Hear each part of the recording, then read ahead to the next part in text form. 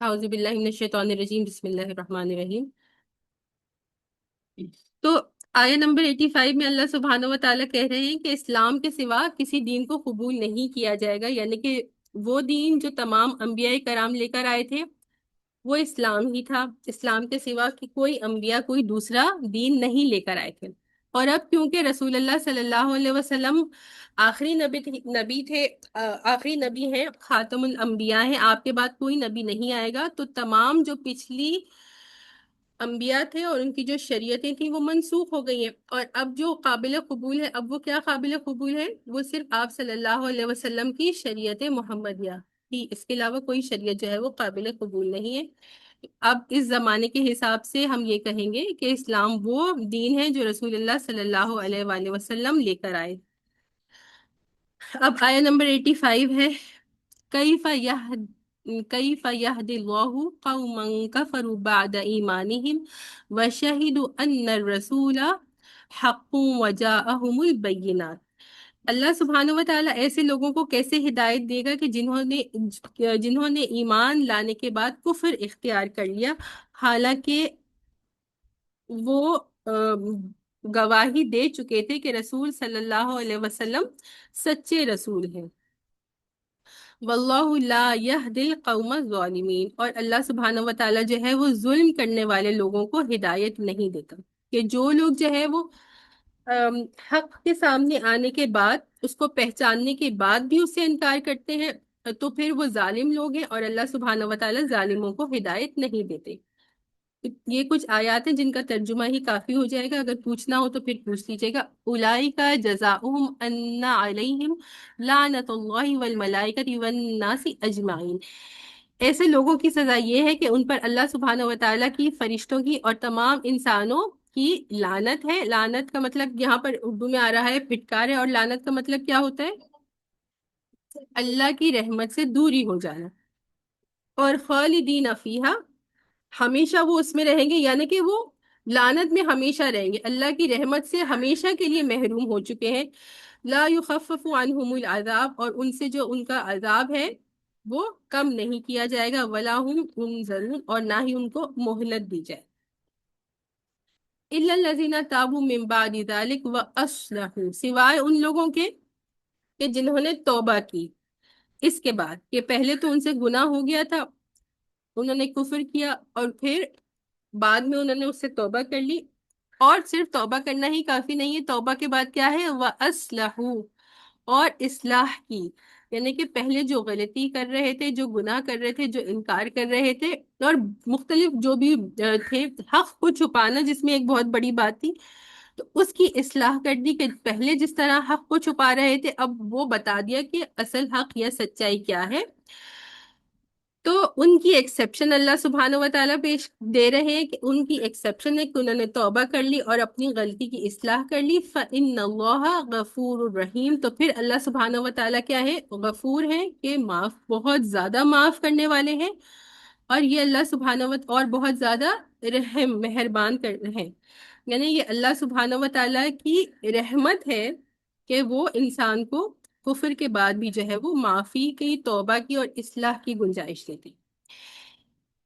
پھر اسی سے متعلق اگلی آیت بھی آ رہی ہے، آیت نمبر 90، ان الذین کفروا بعد ایمانہم ثم ازدادوا کفرا لن تقبل توبتہم اولئک هم الضالون۔ ان الذین کفروا، بے شک وہ لوگ کہ جنہوں نے کفر کیا ایمان لانے کے بعد، اور پھر کیا کیا کہ وہ اس کفر میں بڑھ گئے، تو ان سے ہرگز ان کی توبہ قبول نہیں کی جائے۔ اب یہ یہاں پہ جو توبہ قبول کرنے کی بات ہو رہی ہے، تو یہاں پہ صرف انہوں نے توبہ تو کر لی تھی، کہ توبہ کرنے کے بعد اصلاح نہیں کی تھی۔ تو جب توبہ کے ساتھ ضروری کیا چیز ہے؟ اصلاح بھی ضروری ہے، کہ آپ کی جو غلطی تھی آپ نے اس کو ایکسیپٹ تو کر لیا، لیکن ایکسیپٹ کرنے کے بعد اپنے آپ کو ٹھیک بھی تو کرنا ہے نا۔ تو صرف توبہ کرنا جو ہے وہ کافی نہیں ہوتا، توبہ کے بعد اصلاح بھی ضروری ہے۔ وَأُولَئِكَ هُمُ الضَّالُونَ، اور وہی لوگ جو ہے وہ بھٹکے ہوئے ہیں، یا گمراہ ہیں، یا سیدھے راستے سے بھٹک چکے ہیں۔ ان الذین کفروا، آیت نمبر 91، اور یہ آخری آیت ہے اس پارے کی، تیسرے پارے کی یا تیسرے جز کی. تو اس کو دیکھتے ہیں، پھر اگلی آیت ہے انشاءاللہ اس پہ ڈیٹیل میں بات کریں گے. ان الذین کفروا وماتوا وهم کفار، اور وہ لوگ کہ جنہوں نے کفر کیا اور حالت کفر میں، وماتوا اور حالت کفر میں مر گئے، وہم کفار اور وہ پکے کافر تھے. تو پھر ان کے لیے کیا آ رہا ہے؟ فَلَا یعنی يُقْبَلَ مِنْ أَحَدِهِمْ مِلْءُ الْأَرْضِ ذَهَبًا وَلَوِ افْتَدَىٰ بِهِ. تو ان سے ہرگز قبول نہیں، ان میں سے کسی ایک سے بھی ہرگز قبول نہیں کیا جائے گا زمین بھر سونا، اگرچہ وہ اس کا فدیہ دینا چاہے. تو پہلی تو یہی بات ہے کہ توبہ کرنا یا اپنی نجات کے لیے جو ہے وہ کوشش کب کرنا ہے؟ زندگی میں کرنا ہے. اگر مر گئے ہیں اور کفر کی حالت میں مر گئے ہیں، اب مرنے کے بعد تو سب کچھ ختم ہو چکا ہے نا. مرنے کے بعد اگر کوئی انسان اپنے آپ کو بچانا چاہے، اور یہ کہا جا رہا ہے کہ اگر کسی شخص کے، پہلے تو ایسا ہونا پاسبل بھی ہی نہیں ہے کہ کسی کے پاس آخرت میں کچھ ہوگا. کیا آخرت میں کسی کے پاس کیا ہوگا؟ آخرت کی کرنسی تو اعمال ہے. تو اعمال ہوں گے تو وہ کرنسی آپ کی آخرت میں چل سکتی ہے. اگر اعمال نہیں ہے، اور ایسا تو پاسبل ہی نہیں ہے کہ کسی کے پاس سونا ہو، لیکن فرض کر لیں کہ اگر کسی کے پاس زمین بھر کے سونا ہو اور وہ بھی فدیہ دینا چاہے کہ وہ فدیہ دے دے، اور اس نے جو دنیا میں اعمال کیے تھے اس کا وہ فدیہ بن جائے اور اس کی جان جو ہے وہ بچ جائے، وہ جہنم سے بچ جائے، تو پھر وہ قبول نہیں کیا جائے گا. یہ گمان کے طور پر یا ایک ازمپشن دی جا رہی ہے. ایسا بھی ہوگا تو جو عمل کرنے ہیں یا جو توبہ کرنی ہے وہ کب کرنا ہے؟ زندگی ہی میں ہی کرنے ہیں. اور اگر کوئی غلطی ہو گئی ہے تو اس کی اصلاح بھی زندگی میں ہی کرنی ہے، کیونکہ مرنے کے بعد تو پھر انسان کا کچھ بھی فائدہ نہیں ہوتا. اولئک لہم عذاب علیم، اور ان کے لیے جو ہے وہ ایک دردناک عذاب ہے. وما لہم من ناصرین، اور ان کے لیے کوئی مددگار نہیں ہے، کوئی بھی ان کی مدد کرنے والا نہیں ہوگا. تو یہ قیامت کے بارے میں ہی بتایا جا رہا ہے. اب الحمدللہ چوتھا پارہ شروع کر رہے ہیں. اس میں کہ اللہ سبحانہ و تعالیٰ فرما رہے ہیں، بہت زیادہ جو ہے وہ اکثر استعمال کی ہوئی آیت مطلب لوگ اکثر اس کو کوٹ کرتے ہیں. لن تنالوا البر حتى تنفقوا مما تحبون، کہ تم ہرگز نیکی کی کے کمال درجے تک نہیں، بر کا مطلب یہاں پہ کریں گے نیکی کے کمال درجے تک نہیں پہنچ سکتے یہاں تک کہ تم خرچ کرو اس میں سے کہ جس سے تم محبت کرتے ہو. وما تنفقوا من شيء فإن الله به عليم، اور جو کچھ بھی تم خرچ کرتے ہو تو بس اللہ سبحانہ و تعالیٰ اس کے بارے میں مکمل جاننے والے ہیں، پورا علم رکھنے والے. تو اس آیہ مبارک میں پہلے ہم نے سورۃ البقرہ میں کیا پڑھا تھا کہ اللہ جو آخری ایک رکوع تھا آیہ نمبر 263 آنورڈز، جس میں کافی انفاق کے بارے میں، اللہ کی راہ میں خرچ کرنے کے بارے میں آ رہا تھا. اور اس میں اللہ سبحانہ و تعالیٰ نے کیا فرمایا تھا کہ ردی مال اللہ کی راہ میں مت دو. یاد آ رہا ہے کسی کو؟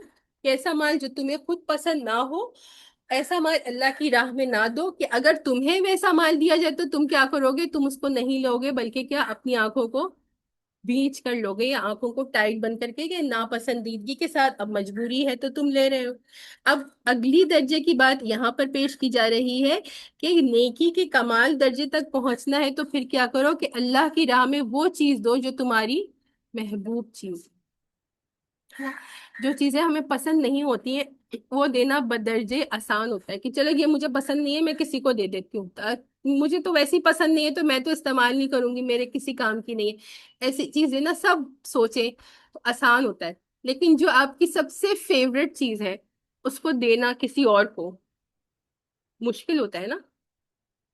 تو اب دیکھیے، اور پھر اگلی بات جو، تو اس کے بارے میں آگے بات کرتے ہیں، لیکن اگلی بات کیا فرمائی اللہ سبحانہ و تعالیٰ نے؟ وما تنفقوا من شيء فإن الله به عليم، جو کچھ بھی تم خرچ کرو تو اللہ اس کے بارے میں جانتا ہے. تو اس کا مطلب یہ ہے کہ اگر اپنی محبوب ترین چیز خرچ کرو گے تو اس تو نیکی کے کمال درجے تک پہنچ جاؤ گے، لیکن اگر اس سے کوئی کمتر چیز بھی اللہ کی راہ میں خرچ کرتے ہو، لیکن کیا ہے کہ سچی نیت سے اخلاص کے ساتھ خرچ کرتے ہو، تو پھر اللہ تعالیٰ تو اس کو جانتے ہیں، اس کو قبول کرنے والے ہیں. اور پھر کیا ہوتا ہے کہ اللہ کی راہ میں جو مال خرچ کرنا ہوتا ہے اس میں کن چیزوں کا جو ہے وہ کنسیڈر کیا جاتا ہے؟ سب سے پہلے کیا چیز ہوتی ہے جی؟ پیسہ.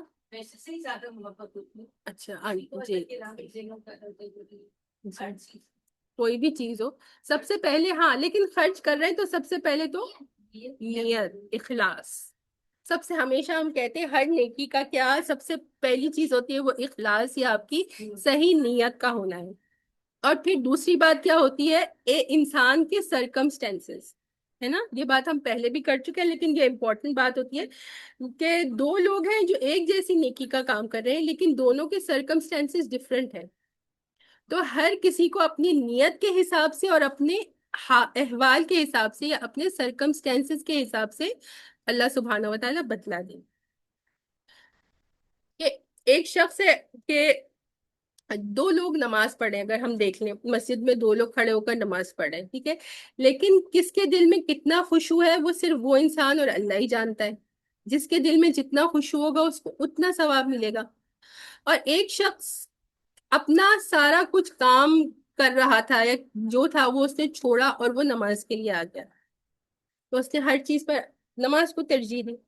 تو بہت ساری سرکمسٹانسز کو دیکھا جاتا ہے کہ کن حالات میں اور کیا عمل کیا جا رہا ہے، اور اس کے حساب سے پھر اللہ سبحانہ و تعالیٰ اس کا اجر یا بدلہ دیتے ہیں. اب جب یہ آیت مبارکہ نازل ہوئی تو صحابہ کرام کا کیا عمل ہوتا تھا کہ جب بھی کوئی آیت نازل ہوتی تھی تو وہ فوراً قرآن ان کے دلوں میں اترتا تھا تو وہ فوراً اس پر عمل کرتے تھے. تو بخاری شریف کی روایت ہے، حضرت انس بن مالک رضی اللہ عنہ، ان کے سوتیلے باپ تھے، ان کا نام انس بن مالک کے بارے میں سب کو پتا ہے؟ کون تھے حضرت انس بن مالک؟ صحابی، کوئی صحابی تو تھے جی. آپ میں سے آن لائن بھی کتنے سارے لوگ ہیں، بتائیے انس بن مالک کون تھے؟ یہ انم آئی ہوئی ہے تو ان کے بیٹے کا نام انس ہے. انم آپ بتائیے انس بن مالک کون تھے جن کے نام پہ آپ نے اپنے بیٹے کا نام رکھا؟ چھوٹی چھوٹی باتیں ہوتی ہیں جس سے انسان کا کنیکشن بنتا ہے. السلام علیکم. جی وعلیکم السلام. مجھے زیادہ تو نہیں پتا لیکن اتنا پتا ہے کہ کوئی صحابی تھے اور وہ جو ہے مطلب کیا بولوں میں نبی کو تو نہیں بول سکتی اس طرح، لیکن وہ کافی کافی سب لوگوں کو لطف اندوز کرتے تھے، تو مطلب وہ اس وجہ سے ہم نے رکھ لیا کہ وہ صحابی بھی تھے، بٹ مجھے ان کا میننگ نہیں پتا، ان کی نیم کا ایکچولی انس کا. انس کا میننگ تو السلام خیر مجھے علیکم. بھی پتا نہیں ہے. جی جی بتائیے، کوئی اور کیا بتائے گا اس کے بارے میں؟ سامان جی جی. حضرت انس سے مالک تھے. جہاں تک مجھے یاد ہے، اگر میری غلطی ہو تو آپ کریکشن کر دیجیے گا، یہ نبی کریم صلی اللہ علیہ وسلم کے خادم تھے اور ان کو خادم النبی کہا جاتا تھا. بے شک. ان کی والدہ کا نام سلیم تھا اور انہوں نے، یہ کافی رچ تھی، ایسا نہیں تھا کہ کوئی غریب خاندان سے اس وجہ سے آپ صلی اللہ علیہ وسلم کا ان کو خادم بنا دیا گیا. سلیم، اور انہوں نے دوسری شادی کر لی تھی ابو طلحہ کے ساتھ جن کے بارے میں ابھی میں بتاؤں گی. تو یہ دونوں مدینے کے کافی جو ہے وہ ویل آف اور رچ لوگوں میں ان کا شمار ہوتا تھا. لیکن جب رسول اللہ صلی اللہ علیہ وسلم مدینہ تشریف لائے تو ان کی یہ حکمت تھی سلیم کی کہ انہوں نے اپنے بیٹے کو آپ صلی اللہ علیہ وسلم کی خدمت میں دیا تاکہ وہ آپ صلی اللہ علیہ وسلم کی تربیت میں رہتے اور پھر اس کے بعد جو ہے وہ انہوں نے کتنی بے شمار جو ہے وہ احادیث مبارکہ جو ہے وہ روایت کی ہے. تو انہوں نے یہ والی روایت بھی کی ہے، بخاری شریف کی حدیث مبارکہ ہے کہ انہوں نے اپنے سوتیلے باپ ابو طلحہ کے بارے میں کیا کہا کہ جب انہوں نے یہ آیہ مبارکہ سنی تو وہ بھی بہت ویل آف تھے اور ان کے بہت سارے جو ہے وہ کھجوروں کے باغات تھے مدینہ منورہ میں. تو اس میں سے جو ان کا بیسٹ باغ تھا اس کا نام کیا تھا؟ بیروحہ تھا. بیروحہ وہ مسجد نبوی میں، ابھی تو مسجد نبوی بہت زیادہ وسیع ہو چکی ہے، اس وقت مسجد نبوی بہت چھوٹی سی تھی اور مسجد نبوی کے بالکل سامنے تھا اور اس میں بہت زیادہ اچھے قسم کے کھجور لگتے تھے اور اس میں ایک چشمہ بھی تھا. اور آپ صلی اللہ علیہ وسلم جو ہے وہ پسند فرماتے تھے کہ ان کے باغ میں جا کر ان کے کھجور کھائے اور ان کے چشمے سے پانی پیے. تو وہ بیروحہ جو باغ تھا وہ ان کو بے انتہا پسند تھا. جب یہ آیہ مبارکہ انہوں نے سنی تو انہوں نے کیا کہا، آپ صلی اللہ علیہ وسلم کی خدمت میں حاضر ہوئے اور کہا کہ میں یہ بیروحہ جو ہے وہ اللہ کی راہ میں بیٹا. بیسٹ کتنے انہوں نے اپنی بیسٹ چیز جو ہے وہ اللہ کی راہ میں دے دی. تو آپ صلی اللہ علیہ وسلم نے ان سے کیا کہا کہ اللہ کی راہ میں دینا چاہتے ہو تو ٹھیک ہے، لیکن تمہارے جو غریب رشتہ دار ہیں تم ان میں ہی اس کو تقسیم کر دو. تو پھر انہوں نے ایسا ہی کیا تھا کہ جو ان کے اپنے غریب رشتہ دار تھے ان میں وہ باغ کو تقسیم کر دیا تھا. اسی طرح سے حضرت عمر سے کیا ان کی کیا روایت ہے کہ انہوں نے کیا کیا، جب انہوں نے یہ آیہ مبارکہ سنی تو انہوں نے کہا کہ میری جو سب سے پسندیدہ چیز ہے وہ خیبر میں جو مجھے زمین کا ٹکڑا دیا گیا، کہ جب مسلمانوں نے خیبر کو فتح کر لیا تھا تو خیبر کی جو زمین تھی وہ مسلمانوں کے قبضے میں آ گئی تھی، تو صحابہ کرام کے درمیان آپ صلی اللہ علیہ وسلم نے اس زمین کو تقسیم کر دیا تھا. اور خیبر میں بھی کھجوروں کے باغات تھے. اور پھر کیا معاملہ طے پایا تھا کہ جو یہودی ہیں وہ وہاں پر کاشت کرتے رہیں گے، ملکیت تو مسلمانوں کی ہو جائے گی لیکن یہودی وہاں پر کاشت کریں گے اور سال میں آدھا حصہ جو ہے وہ مسلمانوں کو جو کاشت ہوگی اس کا دے دیا جائے. تو حضرت عمر نے کہا کہ میرا جو وہ زمین کا حصہ ہے خیبر میں وہ مجھے سب سے زیادہ محبوب ہے، تو میں اللہ کی راہ میں اس کو دیتا ہوں. اس پر آپ صلی اللہ علیہ وسلم نے ان سے کیا کہا تھا کہ تم اس کو اپنے ہی نام پر رکھو، مطلب اللہ کی راہ میں یوں نہ دو، بلکہ تم کیا کرو کہ تم جو ہے ہر سال اس کی جو پروڈیوس ہوتی ہے، جو اس سے کاش یا اس کا جو پھل آتا ہے وہ اللہ کی راہ میں دے دو، جو کہ کیا ہے ایک وقف ہے. وقف کرتے ہیں نا، ابھی بھی ہم کہتے ہیں نا وقف. تو وقف میں کیا ہوتا ہے کہ انسان جو ہے وہ اونرشپ تو اس کی ہوتی ہے لیکن اس سے جو فائدہ ہوتا ہے وہ اللہ کی راہ میں دے دیتا ہے. تو یہ وقف کی ایک صورت تھی جو آپ صلی اللہ علیہ وسلم نے بتائی تھی حضرت عمر کو. اس سے کیا ہوتا ہے، آپ نے ایک دفعہ دے دیا تو وہ ایک دفعہ کی بات ہے، اب آپ ہر سال اس کا جو ہے وہ پھل اللہ کی راہ میں دے رہے ہیں تو وہ کنٹینیوس صدقہ جاریہ آپ کے لیے بن رہا ہے. تو یہ اس طرح سے. اور اسی طرح سے جو ہے وہ آپ صلی اللہ علیہ وآلہ وسلم کے منہ بولے بیٹے کون تھے؟ آن لائن جلدی سے کوئی بتا دے. ہاں، ان کو بتا لیں. آپ کا میں نے سن لیا، جلدی سے بتائیے. آپ صلی اللہ علیہ وسلم کے منہ بولے بیٹے کون تھے؟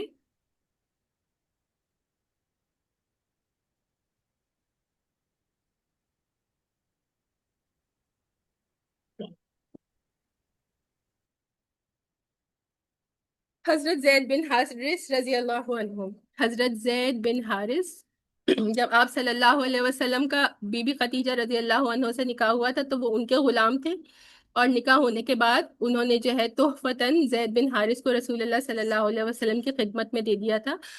اور پھر آپ صلی اللہ علیہ وسلم نے کافی لمبا واقعہ ہے لیکن ان کو اپنا منہ بولا بیٹا بنا لیا تھا. تو انہوں نے جب یہ بات سنی تو انہوں نے کیا کہا کہ میرے پاس جو ایک جنگی گھوڑا ہے، یعنی وہ ان کا بہت زبردست گھوڑا تھا جس سے وہ جنگوں میں حصہ لیتے تھے، تو انہوں نے یہ کہا کہ یہ جو میرا گھوڑا ہے یہ میری محبوب ترین چیز ہے اور میں اس کو اللہ کی راہ میں خرچ دیتا ہوں. تو آپ صلی اللہ علیہ وسلم نے ان سے پھر وہ لے لیا تھا کہ اس کو جہاد کے لیے وقف کر دیا تھا.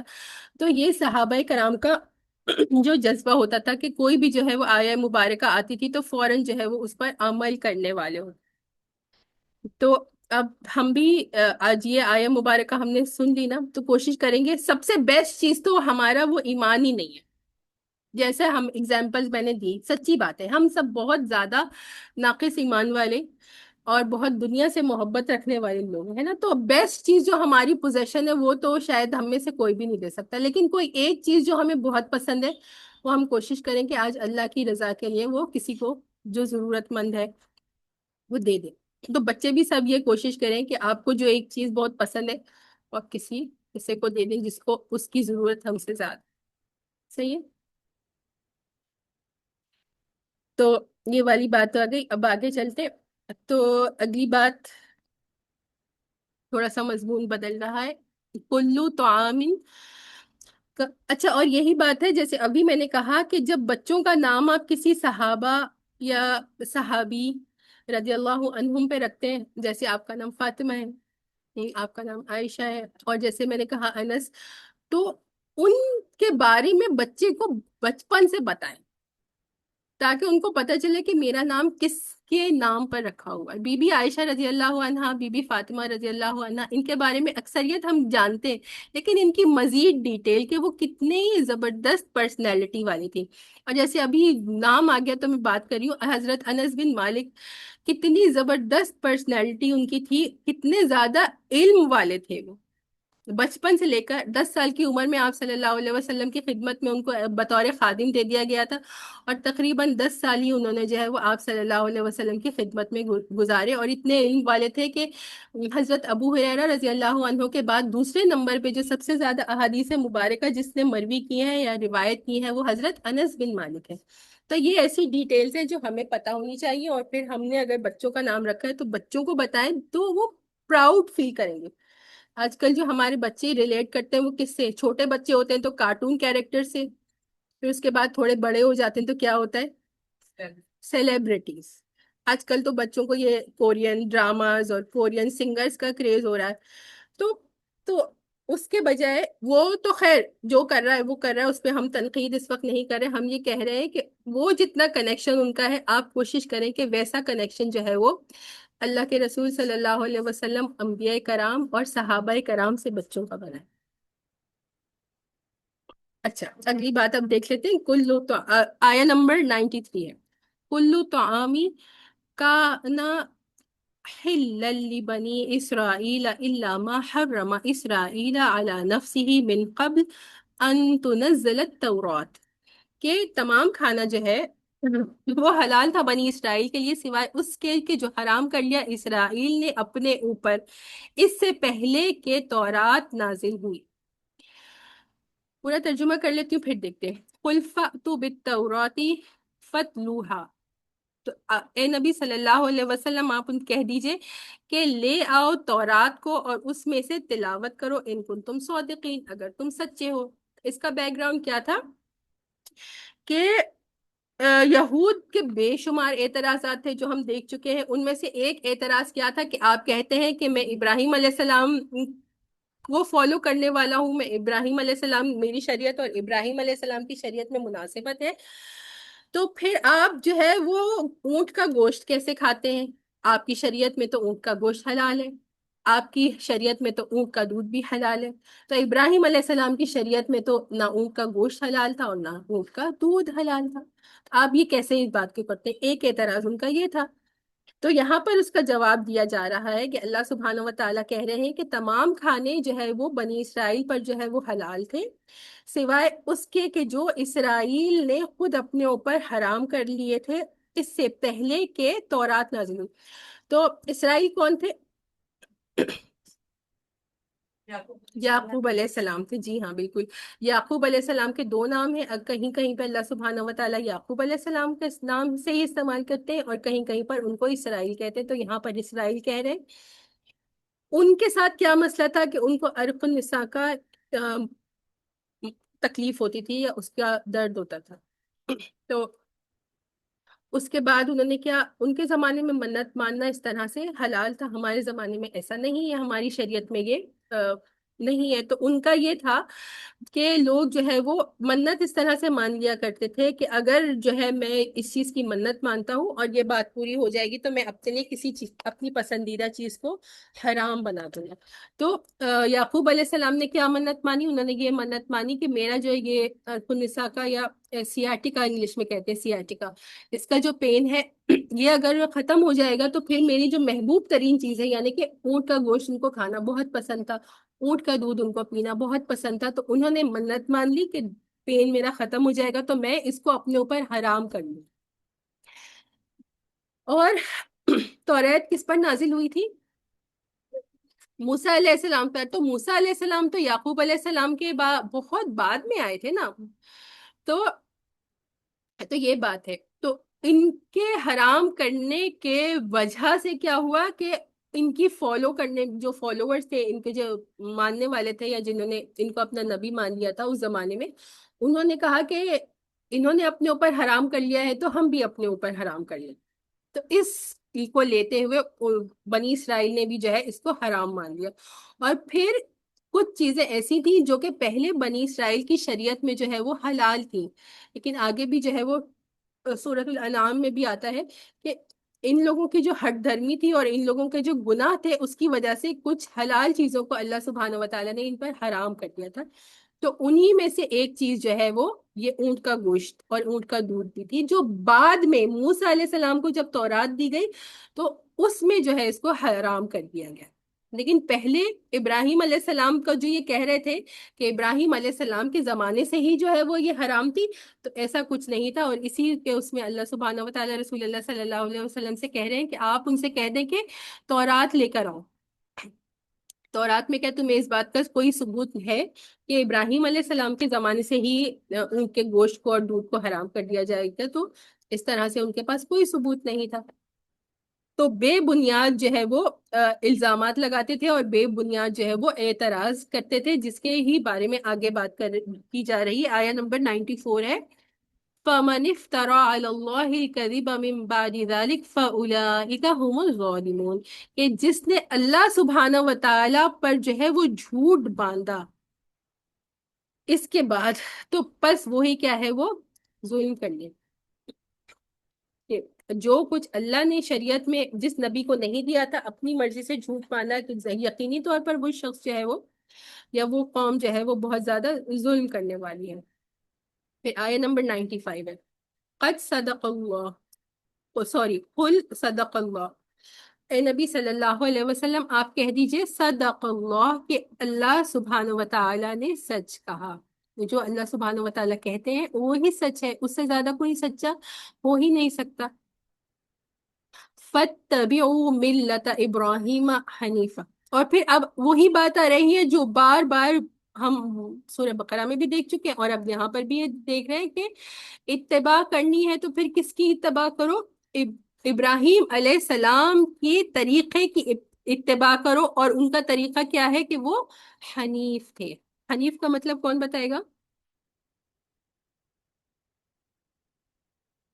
حنیف کا مطلب ہوتا ہے یکسو ہونا، ایک شخص جو اپنی ڈائریکشن جانتا ہے کہ میری ڈائریکشن کیا ہے۔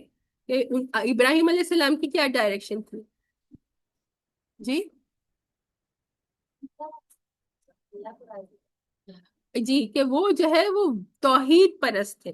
سب سے پہلے ابراہیم علیہ السلام کی جو کوالٹی جو سب سے زیادہ ہائی لائٹ ہوتی ہے قرآن میں، وہ کیا تھی کہ وہ موحد تھے، وہ توحید پرست تھے۔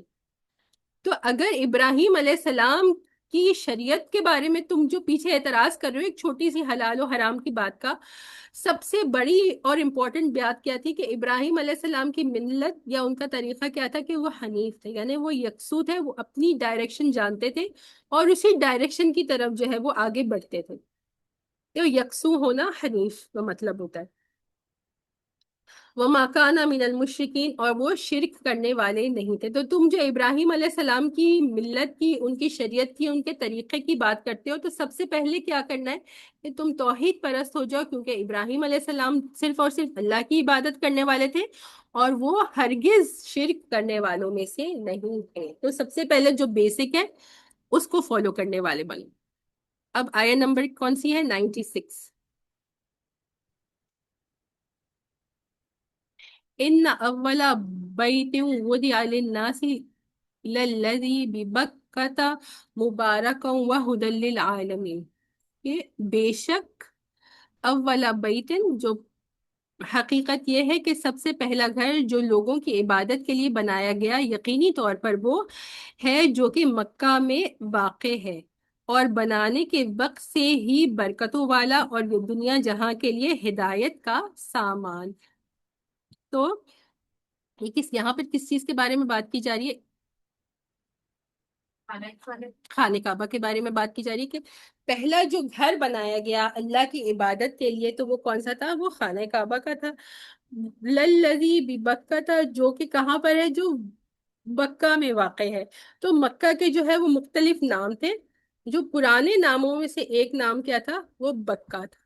اسی طرح سے قرآن میں مکہ کے لیے اور بھی جو ہے وہ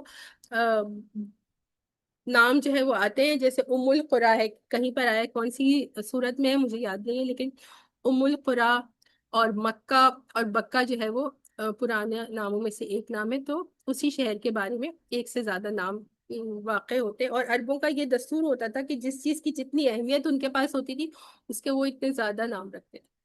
گھوڑوں کی بہت زیادہ اہمیت ہے ان کے پاس، اونٹوں کی ان کے پاس بہت زیادہ اہمیت ہے، تو اس کے جو ہے وہ مختلف نام ہے۔ اس طرح سے تلواروں کی ان کے اس میں بہت زیادہ اہمیت ہے، تو تلواروں کے بھی لوگ جو ہے وہ مختلف شیپ کے حساب سے وہ مختلف نام رکھ لیا کرتے تھے۔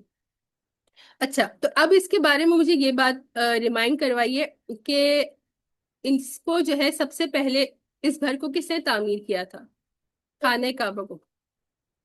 حضرت ابراہیم علیہ السلام نے؟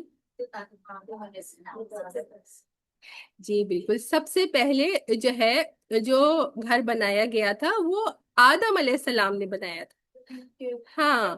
اور پھر اس کے بعد جو ہے وہ ایک حدیث شریف میں بھی یہ بات آتی ہے کہ صحابہ کرام نے رسول اللہ صلی اللہ علیہ وسلم سے پوچھا کہ سب سے پہلا گھر جو اللہ کی عبادت کے لیے، مفہوم بتا رہی ہوں، کوئی غلطی ہو جائے تو اللہ معاف فرمائے، کہ وہ کون سا گھر تھا؟ تو آپ صلی اللہ علیہ وسلم نے بتایا کہ یہی بیت اللہ، خانہ کعبہ۔ اور پھر اس کے بعد فرمایا کہ اس کے بعد کون سا گھر تھا؟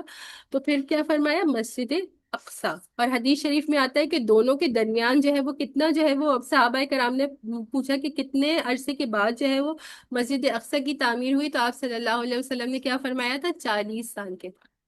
تو اس کے بارے میں بہت کم لوگوں کو یہ بات پتہ ہے، لیکن اسی طرح سے جیسے کہ آدم علیہ السلام نے پہلا گھر بنایا تھا خانہ کعبہ، اسی طرح سے انہوں نے ہی جو ہے وہ کچھ عرصے کے بعد جو ہے وہ بیت المقدس کی جو ہے وہ تعمیر کی تھی، جو حدیث شریف سے ثابت۔ اچھا تو اب اس کے بارے میں یہی کہ پہلا گھر جو تھا اس کے بارے میں تو یہ ہم نے بات کر لی جو بکہ میں ہے۔ اب اس کے بارے میں کیا بات آ رہی ہے؟ یہ گھر کیسا گھر ہے؟ یہ مبارک ہے، یعنی کہ یہ برکتوں والا گھر ہے، اور خدا اور لوگوں کے لیے جو ہے وہ تمام جہانوں کے لیے جو ہے وہ باعث ہدایت۔ اچھا اب پہلی بات دیکھ لیتے ہیں، مبارک کیا برکتیں ہیں؟ آپ لوگ بتا دیجیے تاکہ آپ لوگوں کی تھوڑی پارٹیسپیشن ہو جائے جو آن لائن لوگ ہیں، کیونکہ یہ تو بہت سمپل بات ہے۔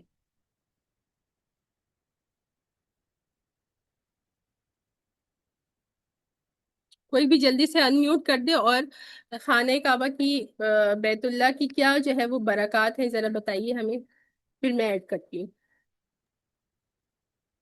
ادھر خانہ کعبہ میں کی عبادت عام جگہ کی عبادت سے کئی گنا زیادہ افضل ہے، اور وہاں دعائیں قبول ہوتی ہیں، بہت ثواب ہے وہاں کا۔ اچھا بالکل صحیح کہا، اور کون ایڈ کرے گا؟ جلدی جلدی بتائیے، آپ کو بتا رہے ہو آپ؟ جی ہاں، میری امی نے ایک بات بتائی، میں بھی بتاتی ہوں آپ لوگوں کو، آپ لوگ جو ہے وہ جلدی سے بتا دیجیے، آن لائن اتنے پارٹیسپینٹس ہوتے ہیں کیوں پارٹیسپیٹ نہیں کرتے؟ یہ پیسو لسننگ کلاس نہیں ہے۔ جی مجھے زیادہ تو نہیں پتا، لیکن بس اتنا پتا ہے کہ خانہ کعبہ میں عبادت کرنے کے تو اپنے ہی درجات ہیں، لیکن صرف اس کو بیٹھ کے دیکھنے کے بھی جو ہے اس کا بھی ثواب ملتا ہے۔ بالکل صحیح، ٹھیک ہے۔ اچھا تو برکتوں میں سب سے پہلے تو حج اور عمرہ کے لیے تو ہم کہیں بھی نہیں جا سکتے نا، یہ تو سب کو پتا ہے، لیکن جب پوچھ رہے تو جواب فوراً سے نہیں آتا۔ سب سے پہلے تو حج ہے، کہ ایسا حج، آپ صلی اللہ علیہ وسلم نے کیا فرمایا کہ ایسا حج کہ جس میں انسان جو ہے وہ فحش گوئی اور غلط باتوں سے اپنے آپ کو بچائے گا، تو پھر اس کا کیا ہوگا؟ حج کے جب وہ کر لے گا تو وہ ایسا ہوگا کہ جیسے اپنے ماں کے پیٹ سے اس نے جنم لیا ہے، جیسے نیو بورن بیبی کے، اس کے تمام گناہ جو ہے وہ معاف ہو جاتے ہیں۔ تو یہ جو برکت ہے، یہ جو گناہوں کا مٹ جانا ہے، یہ حج کرنے کے بعد ہی ہوتا ہے۔ تو اور اسی طرح سے جیسے میری امی نے کہا کہ جب نماز کی کیا برکت ہوتی ہے کہ خانہ کعبہ میں، مسجد حرام میں جو ایک نماز ہوتی ہے وہ 1,00,000 نمازوں کے برابر ہوتی ہے، اس کا اجر و ثواب 1,00,000 نمازوں کے برابر ہوتا ہے۔ عام مسجد میں اگر کوئی شخص نماز پڑھ رہا ہے اس سے کمپیئر کریں گے تو 1,00,000۔ اور اسی طرح سے مسجد نبوی میں نماز پڑھنے کا کتنا ثواب ہے؟ 10,000۔ 10۔ خانہ کعبہ میں جو ہے وہ 1,00,000، ایک نماز 1,00,000 نماز کے برابر ہے جو کسی دوسری مسجد میں پڑھی جائے گی۔ اسی طرح سے مسجد نبوی میں کیا ثواب ہے کہ ایک نماز جو ہے وہ 10,000 نماز جو کسی عام جگہ پر پڑھی جائے اس کے برابر۔ تو یہ بات ہے، اور جیسے ابھی انم نے کہا کہ خانہ کعبہ ہے کو دیکھنے سے بھی آپ کو ثواب ملتا ہے نا؟ اچھا پھر جو طواف کرتے ہیں، جو ہم کہتے ہیں کہ نفلی طواف، بے شک کہ نفلی طواف ہو یا آپ کا عمرے کا طواف ہو یا آپ کا جو ہے وہ حج کا طواف ہو، تو ایک طواف یعنی 7 چکر ایک طواف ہوتا ہے، ہاں جس کو نہیں پتا، تو ایک طواف کرنے کے بعد 2 نفل جو انسان ادا کرتا ہے اس کے لیے کیا ثواب ہے کہ ایک غلام کے آزاد کرنے کا ثواب ہے۔ اور پھر ایک اور روایت میں کیا آتا ہے، یہ اتنی ساری باتیں ہوتی ہیں جو ہمیں شاید پتہ نہیں ہوتی ہے نا۔ اور پھر طواف سے ہی متعلق کیا بات ہوتی ہے کہ حدیث شریف میں آیا ہے کہ طواف کے لیے جب انسان ایک قدم اٹھاتا ہے دوران نے طواف، جنہوں نے کیا ہے الحمدللہ ان کو پتا ہے کہ ہم کتنے سو ہزاروں جو ہے وہ قدم لیتے ہیں طواف کرتے وقت، تو ایک قدم کے بدلے آپ کو 10 نیکیاں ملتی ہیں اور 10 گناہ معاف ہوتے ہیں. ٹھیک ہے. تو نفلی طواف اکثر لوگوں کو میں نے دیکھا ہے کیونکہ وہ مسائل سیکھ کر نہیں جاتے تو وہ نفلی طواف نہیں کرتے ہیں. تو دیکھیے نفلی طواف کا بھی کتنا زیادہ اجر ہے. آپ عمرہ کر رہے ہیں مسجد عائشہ جا کے یا مسجد جورانہ جا کر تو وہ بہتر ہے، بہت اچھی بات ہے. جو اس طرح سے نہیں کر رہا، دن میں آپ کو ایک طواف کا ہمت ہوتی ہے، ایک طواف کیجئے، 2 طواف کی ہمت ہوتی ہے، 2 نفلی طواف کیجئے، یہ بہت خیر و برکت کا السلام باعث علیکم. ہے. السلام علیکم جی شبنم باجی. وعلیکم السلام. جی جی. باجی میرے علم میں جو بات ہے نا وہ یہ ہے کہ جو مکے کا ثواب بتایا گیا وہ ایک نماز کا 1 لاکھ کے برابر ہے، اور جو مدینے میں نماز پڑھنے کا ثواب ہے مسجد نبوی میں اس کا ہے 50,000. جی اس کا ہے میرے علم 50,000. ٹھیک ہے، تو میں بالکل جی. بہت اچھی بات ہے اور سمیرا. آپ ایسا جی کیجیے جی گا کہ آپ اپنے جو آپ کے پاس حدیث ریفرنس کے ساتھ گروپ میں شیئر کر جی دیجیے جی گا، اور میں بھی ضرور یہی کروں گی کہ میں نے اپنے صحیح جو حساب سے جو پڑھی ہے وہ میں شیئر کر دوں گی. صحیح. میرے پاس کوئی حدیث تو نہیں ہے لیکن میں نے جو بچپن سے سنا ہوا ہے نا تو اس نہیں حساب سے دیکھیے، میں نے شیئر کی ہے یہ ہاں بات. بالکل بالکل ہاں بالکل. بالکل.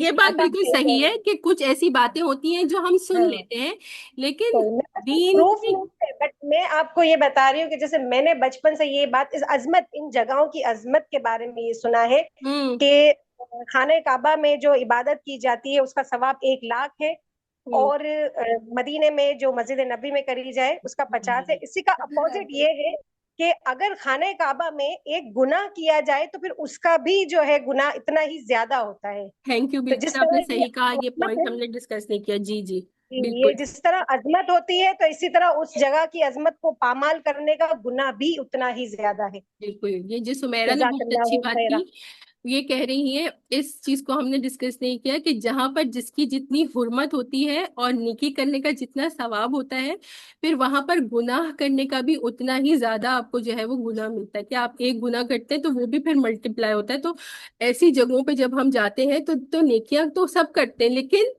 گناہوں سے بچنے کی بھی اتنی ہی کوشش کرنی چاہیے. اور دوسری بات یہ کہہ رہی ہیں، یہ بالکل صحیح کہہ رہی ہیں کہ بچپن میں تو میں نے بھی یہی سنا تھا کہ 50,000 نماز مسجد نبوی کے بارے میں یہ کہہ رہی ہیں کہ ہم نے سب نے بچپن میں، فضیلہ نے بھی ابھی یہی بات کہی کہ مسجد نبوی کے بارے میں ہم نے سنا تھا کہ ایک نماز جو ہے وہ 50,000 نمازوں کے بارے میں. لیکن جب میں نے احادیث مبارکہ سے مطالعہ کیا تو میری نظر میں کوئی ایسی حدیث نہیں گزری. تو یقیناً میرا بہت محدود علم ہے. آپ میں سے کسی کے پاس بھی حدیث ایز اے ریفرنس آتی ہے کہ 50,000 والی نمازوں کا؟ کہ دوبارہ سے بتا دیتی ہوں کہ مسجد نبوی میں نماز پڑھنے کا ثواب 50,000 ہے. تو آپ شیئر کر دیجیے گا. اور میں نے جو حدیث پڑھی ہے کہ جس میں میں نے پڑھا ہے کہ 10,000 سوری 1,000 تو میں وہ جو ہے وہ ضرور شیئر کر دوں گی. ٹھیک ہے. تو ریفرنس پہ ہی ہم جو ہے انشاءاللہ وہ کریں گے. تو ایک بات تو یہ ہو گئی کہ اس کی جو ہے وہ برکتوں کے بارے میں ہم نے دیکھ لیا. اور پھر کیا ہے، لوگوں کے لیے ہدایت ہے وہاں پر. تو ہم نے شروع میں بہت دفعہ یہ بات کی ہے کہ 2 طرح کی ہدایت ہوتی ہے. ایک ہدایت کیا ہوتی ہے کہ انسان کو بات پتہ چل جائے، اور پھر کیا ہوتی ہے، ایک ہدایت ہوتی ہے کہ انسان کو عمل کرنے کی توفیق ہو. ہدایت توفیق ہے. ایک پہلی ہدایت کیا ہوتی ہے، ہدایت بیان کی. کسی کو پتہ چل گیا کہ جو ہے یہ کام کرنے کا اتنا ثواب ہے، یا حج کرنے کا اتنا ثواب ہے، یا عمرہ کرنے کا اتنا ثواب ہے. پھر دوسرا وہ ہم سب کو ہی پتہ ہے. پھر وہاں پر جو لوگ جاتے ہیں تو ان کو کیا ہوتی ہے، ہدایت عمل ہوتی ہے، ہدایت توفیق ہوتی ہے کہ وہاں جا کر وہ پریکٹیکلی اس کو کرتے. تو وہی یہ بات آ رہی ہے، وہ ہدی للعالمین، اور وہ ہدایت ہے تمام جہانوں کے لیے. اور پھر اسی سے کنٹینیویشن میں اگلی آیت مبارکہ آ رہی ہیں. فیہ آیات مبینات مقام ابراہیم. اس میں جو ہے وہ روشن نشانیاں ہیں، اور اسی میں روشن نشانیوں میں سے ایک نشانی کیا ہے، وہ مقام ابراہیم ہے. اس کے بارے میں آگے بات کرتے ہیں. وَمَن دَخَلَهُ كَانَ آمِنًا. جو اس میں داخل ہوا وہ امن میں داخل ہو گیا. وَلِلَّهِ. اچھا چلیں اسی کے بارے میں پہلے بات کرتے ہیں کہ بہت ساری روشن نشانیاں ہیں، بہت ساری اللہ کی جو ہے وہ خاص مقامات ہیں. اور جس پہ سے ایک مقام کیا ہے، وہ مقام ابراہیم ہے. تو مقام ابراہیم کیا ہے بتائیے؟ پیروں کے نشان ہیں. ہاں، ابھی ہم جاتے ہیں تو ہم دیکھتے ہیں کہ گولڈن سا ایک کیس ہے کہ جس میں ایک پتھر رکھا ہوا ہے، اور اس میں جنہوں نے دیکھا ہوگا تو وہاں پہ جو ہے وہ قدموں کے نشان ہے.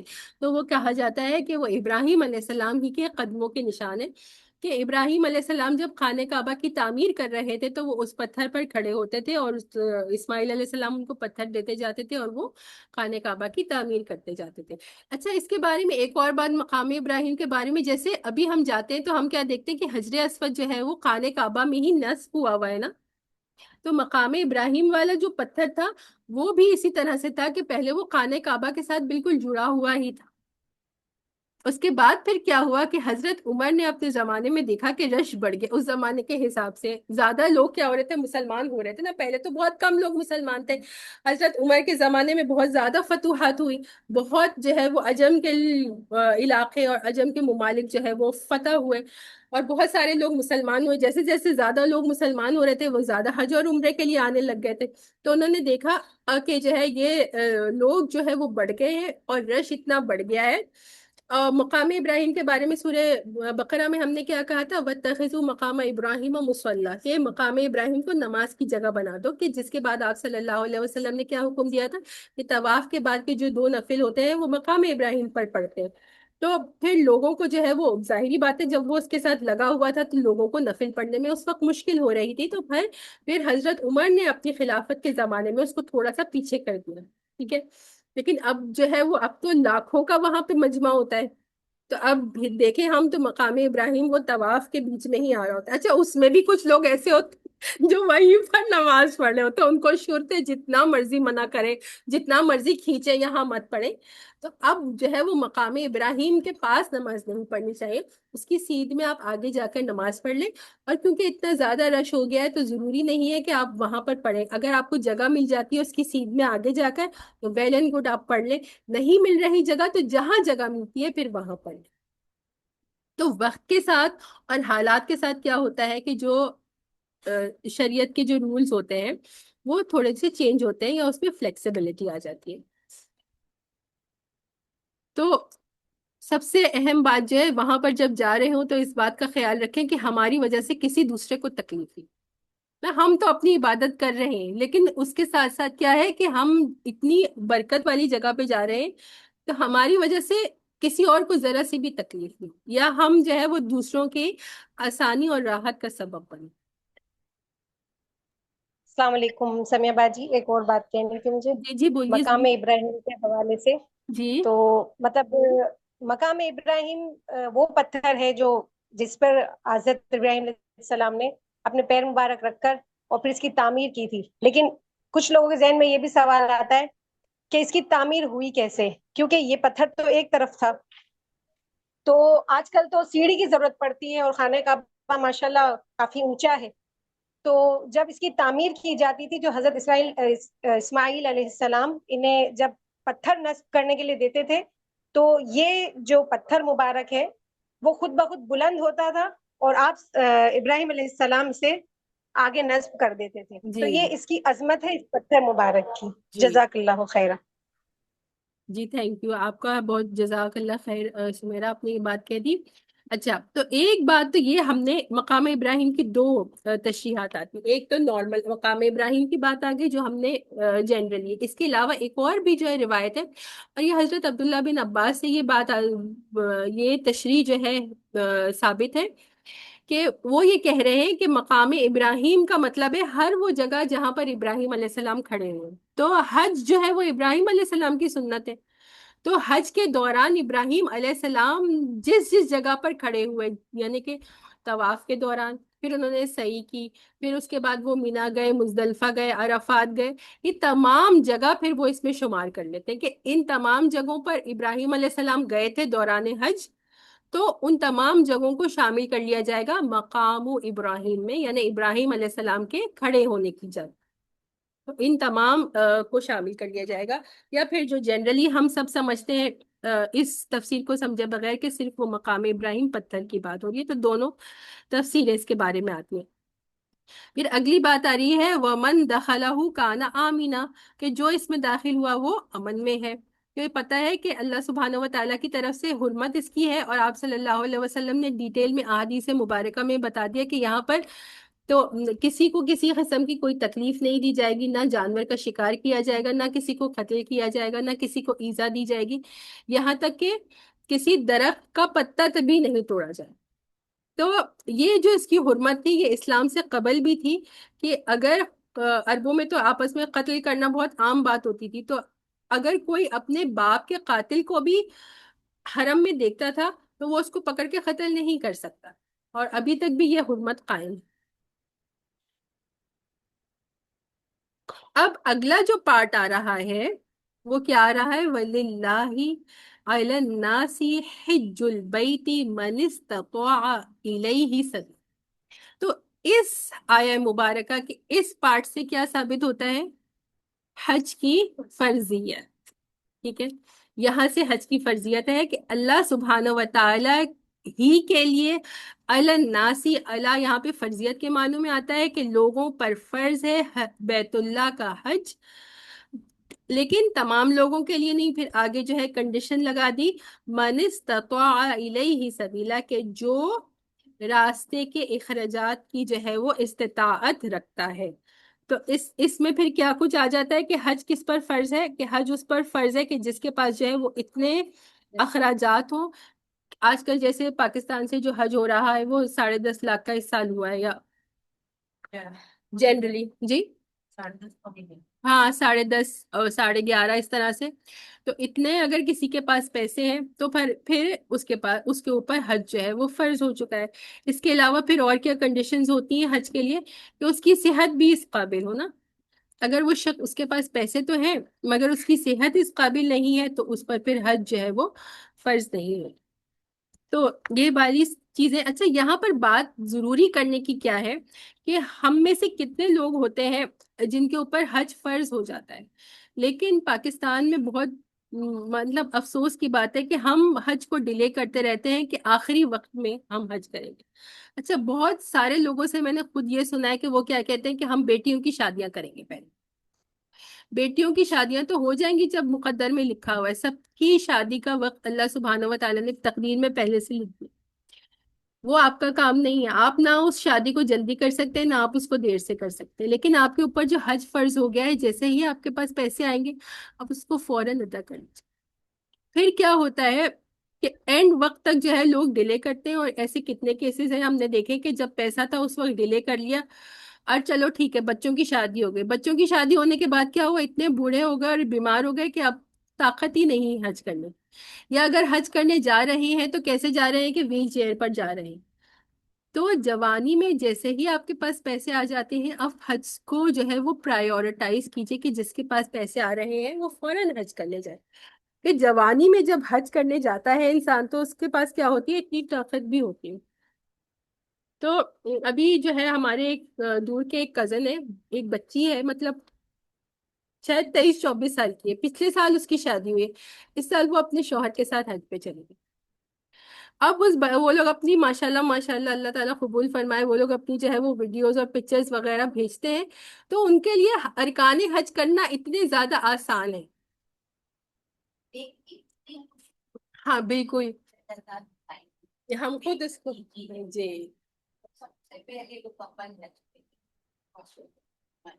کہ شادی ہوتی ہے تو کیا ہوتا ہے ہنی مون ٹرپ پہ فلانی جگہ چلا جائیں.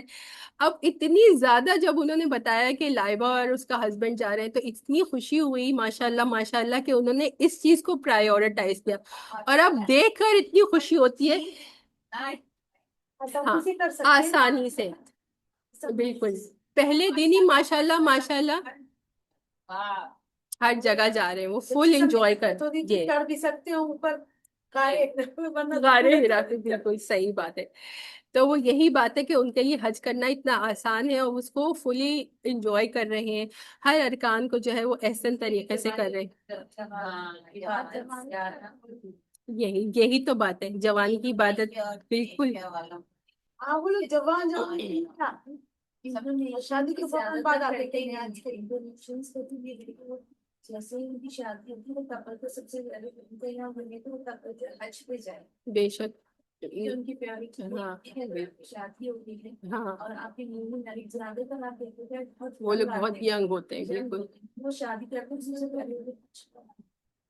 और हमारे यहाँ तो पहले करें सब काम करते हैं, पहले हम दुनिया जहाँ के काम कर लें, बच्चों की शादियां कर लें, घर भी बना लें। अभी तो हमारा घर नहीं बना है ना, तो ये सबसे ज्यादा आपको बिल्कुल। ये मेरा एक्सपीरियंस। अच्छा, बिल्कुल। मेरे पास जब पैसे आए, मुझे बहुत से लोगों ने उस साल सबसे ज्यादा महंगा हज हुआ था, हाँ, तो कोविड के बाद एकदम से अच्छा, पैसे बिल्कुल। बढ़ आप गए। उस साल गई थी, मैं अभी हाँ, आप लोगों को भी बताती हूँ। आप बताइए फिर फजीला। आप इतनी जाने, सबसे पहले बैंक में जो बंदा है मैनेजर, उसने हाँ, मेरे हस्बैंड के बचपन के दोस्त हैं, अच्छा, तो मैं वहाँ फॉर्म के लिए गई हूँ, तो उन्होंने सबसे पहले पैसे से यही बात कही कि पैसे लगे इतनी जल्दी क्या दीजिए, तुम अपना घर भी तुम्हारा नहीं है, तुम अपना घर कर लो, और इतना महंगा आ जाए, इतनी वर्थ नहीं है जितना ये लोग पैसे ले रहे हैं। अस्तगफिरुल्लाह, आप वर्थ यकीन जाने, कैसे अल्फाज का इस्तेमाल है ना। मतलब बहुत सस्ता है, लेकिन इस साल इन लोगों ने बहुत महंगा कर दिया, क्योंकि जब 2000 में मैंने पैसे लगाए थे ना, हाँ जी। सब उस वक्त 4 लाख समथिंग का था, और जब मैं हम्म, दोबारा 2022 में गई तो 8 लाख और कुछ मुझे, यानी डबल डबल हो गया। सही, डबल पैसे सही। कर दी। तो कोविड के बाद बहुत बैठ महंगा हो गया जी। तुम अभी पहले घर कर लो, तुम्हारा अपना घर भी नहीं है, और वाकई से मेरा घर नहीं था, झूठ नहीं बोल रही। लेकिन आपने फिर ये भी बताइए कि आपने उसकी बरकत कितनी मैं देखी यही अपनी कह रही हूँ जिंदगी कि में। अल्लाह का शुक्र है, मैं वहां से होकर आई हूँ हज पे से, और 1 साल भी नहीं, 6 महीने के अंदर ये घर मेरा अपना घर। माशाल्लाह, ये अल्लाह ने किया, किसी की कोई ये ताकत हज नहीं है। करने की बरकत होती है, जो बिल्कुल। हज को प्रायोरिटाइज करता है। लेकिन देखिए, शायद वो मेरे हस्बैंड तो ये कहते थे, देखो हमें नहीं पता, हम पे अब हज फर्ज हो गया, क्योंकि मेरे पास पैसे आ गए, हाँ, मुझे नहीं पता मैं अगले महीने के अगले लम्हे में जिंदा रहूं या ना रहूं। और पैसे हों, जिंदा भी रहे, सेहत रहे या ना रहे, कितने लोगों की। मुझ पे जब फर्ज हो गया, तो फिर मैं इस चीज की जवाबदेह हूँ कि मैंने बेशक, नहीं किया, क्योंकि मेरे पास पैसा आनी चाहिए चीज। बेशक। वो अगर अभी आपके पास है, और मैं यही सोची कि शायद मेरे हस्बैंड ये कहते थे, देखो उस वक्त जब हम 2000 में जब दिया तब कम पैसे थे मेरे पास, जैसे ही 2022 आया मेरे पास पैसे भी ज्यादा आ गए, उस माशाल्लाह, हिसाब से आ गए, माशाल्लाह, डबल के पैसे हो गए ना, तो जी, अल्लाह ने दिए ना। मैं बेशक, यही कहती हूँ, अल्लाह ने हमें करवा भी दिया, मेरा घर भी हो गया। माशाल्लाह, शुक्र माशाल्लाह, है, मैं जितना शुक्र अदा करूँ उस मालिक का। माशाल्लाह। अल्लाह ने हज की बरकत से मेरी तमाम जो ये परेशानियां है, थी, अल्लाह ने। जितने लोग हज को प्रायोरिटाइज करते हैं वो यही बात कहते हैं। आप लोगों ने सुना नहीं होगा, मैं रिपीट कर देती हूँ कि माशाल्लाह तबारक अल्लाह, अल्लाह ताला और बरकत दे फजीला को। ये कह रही हैं कि जब इन्होंने हज किया था, कितने साल हुए आपको? 2022 में 2022 में 3 इन्होंने साल हो किया था। तो ये कह रही हैं कि जब ये दरख्वास्त जमा करने जा रही थी, तो वहां के बैंक मैनेजर ने भी कहा कि अभी आपको हज करने की क्या जरूरत है, आप लोग इतने यंग हैं, अभी आपका अपना घर भी नहीं है, और हज जो है वो इतना महंगा हो गया। कोविड के बाद हमें पता है कि डबल हो गया था, पहले 4 साढ़े 4 लाख था, फिर 8 साढ़े 8 लाख हो गया था। तो कह रहे हैं कि फिर भी अल्लाह सुब्हाना व तआला ने इनको तौफीक दी और उन्होंने हज कर लिया। और ये कह रही हैं कि माशाल्लाह, माशाल्लाह, जब ये वापस आई तो 6 महीने के अंदर अल्लाह ने ऐसे असबाब पैदा किए कि इनका अपना घर भी हो गया। तो ये अगर आप अल्लाह को प्रायोरिटाइज करेंगे, अल्लाह के अहकामात को मानने को अपनी प्रायोरिटी बनाएंगे, तो उसकी खैर और बरकत अपनी जिंदगी में देखेंगे। और अगर इस हवाले दुनिया से को समीर बाजी मैं प्रायोरिटाइज। भी बात जी जी, कहूंगी प्लीज प्लीज कि बताइए। वाकई जवानी में जो इंसान हज करता है ना, उसकी बात ही अलग है, उसकी लज्जत ही अलग है। मेरी अम्मी भी इसी चीज को जो है तरजीह देती रही, जबकि मेरी शादी नहीं हुई थी, और मेरे भाइयों और माशाल्लाह, मुझे जो है शादी से पहले ही भेजा कि नहीं, अल्लाह का दर देख लो अपनी जिंदगी में, और उम्रे से पहले बेहतर है कि आप हज करो। अगर आपके पास इतना है तो आप हज करो, क्योंकि हज में हमारे उम्रे हो जाते हैं।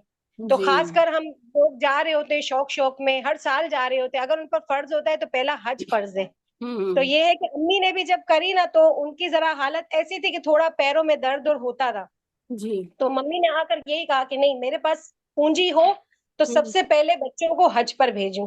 तो अल्हम्दुलिल्लाह हमने भी 2007 में, हम भाई, दो भाइयों ने और माशाल्लाह, मैंने, उसके पहले सिस्टर को भी करवाया अच्छा, अल्हम्दुलिल्लाह। माशाल्लाह, हाँ, तो ये है कि बहुत करम है। तो यही जो मजा जो है ना, वो हमारे पैरों से चल के जाने में है। और जो वॉक से हज होती है ना, वो जी, हम सफर में जो है बसों में, ट्रेन में फंस जाते हैं। तो सफर में जो है पैदल जो हमारी जो वॉक होती है, वो जवानी में है। तो अल्लाह बेशक। ताला सब खैरो बरकत दे, और इसके तवज्जुह से, इसकी बरकत से अल्लाह ताला जो है ना, बड़े बड़े काम जो है ना वो बना देता है जी, अल्हम्दुलिल्लाह। جی یہ ہے کہ شادی کے بعد سیٹنگ نہیں ہو پائی، میں نہیں جا پائی تو، لیکن یہ ہے کہ دیکھیں مجھے وہاں سے انہوں نے اللہ کا در دکھا دیا، اور مجھ پر الحمدللہ، یہ جو ماشاء فرض اللہ. تھا وہ ادا جی ہو گیا ماشاء الحمدللہ. اللہ. اللہ تعالیٰ میرے اللہ والدین کو خیر. جو ہے نا اجر جی کثیر عطا فرمائے. آمین آمین، قبول فرمائے اللہ تعالیٰ آپ سے. دیکھیں تو یہ سمیرہ بھی یہی بتا رہی ہے ماشاء اللہ کہ انہوں نے بھی جو ہے وہ شادی سے پہلے ہی حج کر لیا تھا الحمدللہ. اچھا تو اور اگر کوئی شیئر کرنا چاہ رہے تو پلیز آپ لوگ بھی شیئر کر لیں، تو سنتے ہیں تو پھر سب کو اچھا لگتا ہے اور ہمارا آپس میں کنیکشن مضبوط ہوتا جاتا ہے. کوئی اور شیئر کرنا چاہے گا؟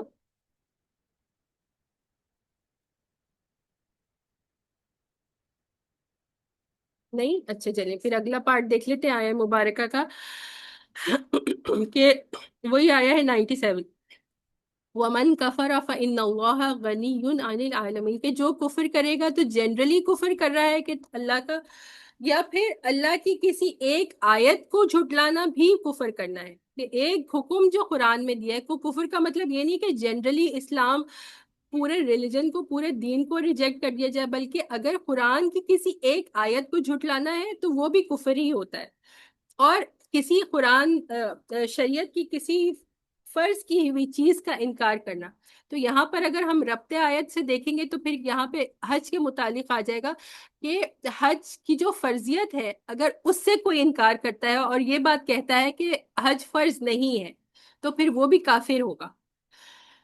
اور اب پھر اگلی بات کیا آ رہی ہے؟ فَإِنَّ اللَّهَ غَنِيٌّ عَنِ الْعَالَمِينَ، کہ اللہ سبحانہ و تعالیٰ غنی ہے یعنی کہ بے نیاز ہے تمام جہانوں سے. اللہ سبحانہ و تعالیٰ کو جہانوں میں سے کسی بھی جو ہے وہ مخلوق کی ضرورت نہیں ہے، مخلوق کو اپنے خالق کی یعنی اللہ سبحانہ و تعالیٰ کی ضرورت ہے.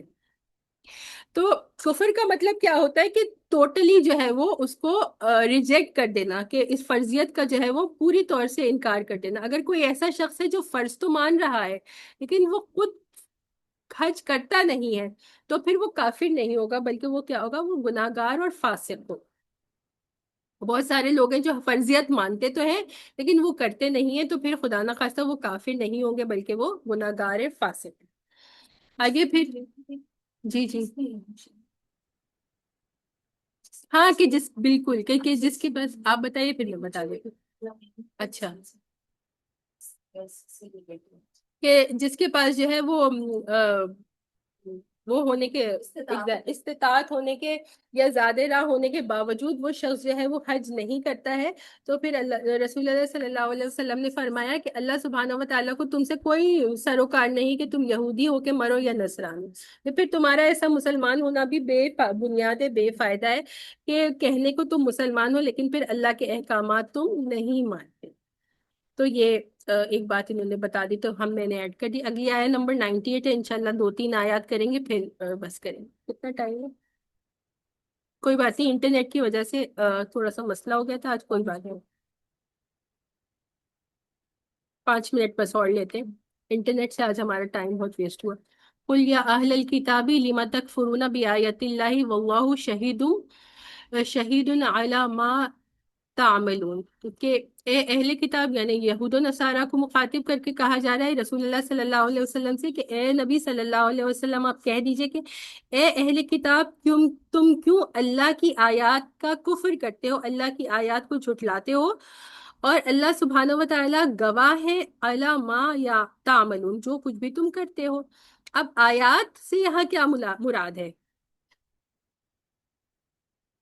آیات سے کیا سمجھ میں آ رہا ہے کہ اللہ کی آیات کو کیوں جھٹلاتے ہو؟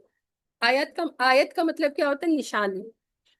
ٹھیک ہے، آیات کا مطلب کیا ہو جائے گا؟ نشانیاں. تو آیات سے پہلا ہمیں کیا بات سمجھ میں آتی ہے؟ کون سی آیات کا کفر؟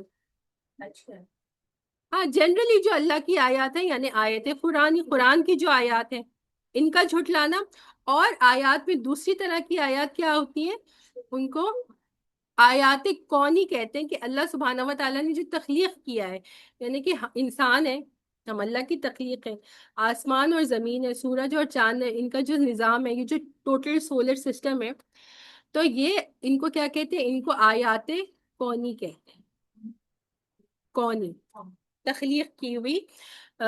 تو ان کو بھی دیکھ کر انسان اگر اپنی تخلیق پر ہی دیکھے، ہمارا دل کس طرح دھڑکتا ہے، ہم سانس کیسے لیتے ہیں، ہمارا ڈائجسٹو سسٹم کیسا ہے، ہم دیکھتے کیسے ہیں، آنکھ کا کی سب نے اسٹڈی کی ہوئی ہے، اس کے بارے میں آپ دیکھتے تو انسان کو لگتا ہے کہ یہ اتنی مائنیوٹ ڈیٹیل اور اتنی پرفیکشن. پھر آپ جو سسٹم کو دیکھتے ہیں سولر سسٹم میں، کہ سورج ہر روز نکل رہا ہے، اپنے طریقے سے نکل رہا ہے، وہ کس طرح سے جو ہے اس کے اطراف جو ہے سیارے جو ہے وہ کر رہے ہیں، گھوم رہے ہیں. تو مختلف دن اور رات کا آنا، بارش کا ہونا، زمین سے پودوں کا نکلنا، یہ تمام چیزیں اگر ان پہ انسان غور کرے تو پھر وہ کیا ہوتا ہے کہ اس کو اس بات کا احساس ہوتا ہے کہ ایک خالق ہے. ان چیزوں پہ اگر ہم غور کرتے ہیں تو ہمیں اس بات کا احساس ہوتا ہے کہ ایک خالق ہے جو یہ نظام چلا رہا ہے. تو ان کو آیات کس لیے کہا جاتا ہے کہ پھر ان کو چیزوں کو دیکھ کر ہم اللہ کے کسی نشانی کو دیکھتے ہیں تو ہمیں کسی کی کوئی نشانی ہے. لیٹ سپوز کہ میری ایک دوست تھی، اس نے مجھے ایک گفٹ دیا تھا، اب وہ اس کی ایک نشانی ہے. بہت سالوں کے بعد وہ میں نے دیکھا، ایک پرس تھا اس جو مجھے لیٹ سپوز دیا تھا، وہ میں اس کو دیکھوں گی تو مجھے میری وہ دوست ویسے یاد نہیں آ رہی تھی، لیکن اس گفٹ کی وجہ سے، اس کی نشانی کی وجہ سے یاد آ جاتی ہے. یہ ہم سب کی آبزرویشن ہے. اسی طرح سے یہ اللہ کی نشانیاں ہیں. تو جب ہم ان چیزوں کو دیکھتے ہیں، ان کو آبزرو کرتے ہیں، ان پہ غور و فکر کرتے ہیں، تو پھر ہمیں وہ اللہ کی یاد دینا. تو دو طرح کی آیات ہوتی ہیں، آیات قرآنی جو کہ ہم ابھی پڑھ رہے ہیں، اور دوسری آیات کون سی ہوتی ہیں؟ آیات کونی، جو اللہ کی بنائی ہوئی چیزوں کو دیکھ کر ہم نشانیوں کے ذریعے اللہ کی قریب ہوتے ہیں، یا یہ ہمیں اللہ سبحانہ و تعالیٰ کی یاد دلاتے ہیں.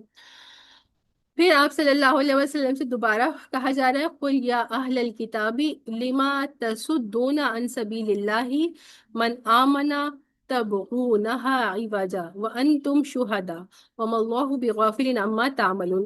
اور اے نبی صلی اللہ علیہ وسلم آپ کہہ دیجئے، اے اہل کتاب، اللہ کے راستے میں ٹیڑھ پیدا کرنے کی کوشش کر کے ایک مومن کے لیے اس میں کیوں رکاوٹ ڈالتے ہو جبکہ تم خود حقیقت حال کے گواہ ہو. کہ حقیقت کو جاننے کی، جو ہم پہلے بھی دیکھ رہے تھے کہ مختلف طریقوں سے ان کی کیا کوشش ہوتی تھی اہل کتاب یہود و نصارہ کی، کہ مسلمانوں کو، جنہوں نے دین کو دل سے ایکسیپٹ کیا، ان کو دین سے ہٹا دیں، ان کو بے دین کر دیں. وَمَا اللَّهُ بِغَافِلٍ عَمَّا تَعْمَلُونَ، اور اللہ سبحانہ و تعالیٰ غافل نہیں ہے اس سے کہ جو کچھ تم کرتے ہو. یا ایھا الذین آمنوا ان تطیعوا فریقا من الذین اوتوا الکتاب یردوکم بعد ایمانکم کافرون. اے ایمان والو، اگر تم اہل کتاب کے ایک گروہ کی بات مان لو گے تو وہ تمہارے ایمان لانے کے بعد تم کو دوبارہ کافر بنا کر چھوڑ دیں گے. تو یہی ان کی کوشش تھی، جس کے بارے میں ہم پہلے بھی پڑھ چکے ہیں، تو اس کی زیادہ ڈیٹیلز میں ہم نہیں جائیں گے. اور یہ آخری آج کی آیت ہے، وَكَيْفَ تَكْفُرُونَ وَأَنْتُمْ تُتْلَى عَلَيْكُمْ آيَاتُ اللَّهِ وَفِيكُمْ رَسُولُهُ. اور تم کس طرح سے جو ہے وہ کفر کرتے ہو اس حال میں کہ تم پر جو ہے وہ تُتْلَى عَلَيْكُمْ آیات اللہ، تم پہ اللہ کی آیات تلاوت کی جاتی ہیں، اور تمہارے اندر جو ہے وہ اللہ کے رسول موجود ہیں. وَمَن يَعْتَصِم بِاللَّهِ فَقَدْ هُدِيَ إِلَى صِرَاطٍ مُسْتَقِيمٍ. کہ جس نے اللہ سبحانہ و تعالیٰ کے سہارے کو مضبوطی سے تھام لیا، فقد ہدیہ الی صراط مستقیم، پس وہ سیدھے راستے کی طرف اس کی ہدایت کر دی گئی. تو وہی بات ہے کہ تمہارے سامنے جو ہے وہ اللہ کی آیات ہیں جو تمہیں پڑھ کر سنائی جا رہی ہیں. تمہارے اندر اللہ کے رسول صلی اللہ علیہ وسلم ہیں، جنہیں تم جانتے ہو کہ وہ سچے رسول ہیں. اس کے باوجود پھر تم کیسے کفر کرتے ہو؟ تمہارا تو بنتا ہی نہیں ہے، جب ہر چیز تمہارے سامنے واضح موجود ہے، پھر تم کیسے کفر کرتے ہو؟ اور پھر فرمایا آخر میں کہ جس نے اللہ کا مضبوطی سے سہارا لے لیا تو پس اس کو ہی سیدھے راہ کی طرف ہدایت مل جائے. تو اللہ سبحانہ و تعالی ہم سب کو جو ہے وہ ہدایت یافتہ لوگوں میں شمار کرے. اور اگر کسی کو کچھ کہنا ہے جلدی سے کہہ دیجئے، پھر انشاءاللہ میں دعا پڑھ لیتی ہوں. میں اتنی دیر میں دیکھ بھی لیتی ہوں کہ کون کون آج. ایک آپ میں سے کوئی اسکرین شاٹ لے کے گروپ میں پلیز شیئر کر دیں. کافی سارے لوگ ہیں الحمدللہ جو کچھ دنوں سے نہیں آ رہے تھے، آج واپس آپ میں سے، جیسے آج صدف آئی ہیں کافی عرصے کے بعد، شازی آئی ہیں آج کافی عرصے کے بعد، انم آئی ہیں آج کافی عرصے کے بعد، اور الحمدللہ.